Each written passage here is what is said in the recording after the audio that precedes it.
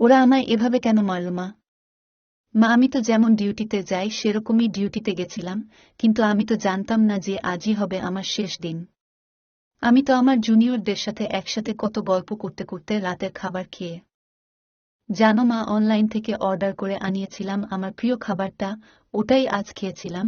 তখনও যদি একটু বুঝতে পারতাম এটাই শেষ খাওয়া, এটাই শেষ গল্প। ডিউটির বাঁধনে আমি যখন ক্লান্ত হয়ে গেলাম মা, আমার চোখ দুটো ঘুমে বন্ধ হয়ে যাচ্ছিল, একটু শরীরের ক্লান্তি মেটাতে গেলাম, তখনও যদি বুঝতাম মা, সারা জীবনের মতো বিশ্রামে চলে যাব। তখন ভোররাত, আমি ওয়ার্ডে একা, তখন ভোরের শীতল বাতাসে আমার একটু ঠান্ডা লাগতে আমি লাল চাদরটা ঢাকা দিয়ে একটু চোখ বন্ধ করেছিলাম, শুধু সেই সময়ের অপেক্ষায় থাকা ওরা আমার সাথে।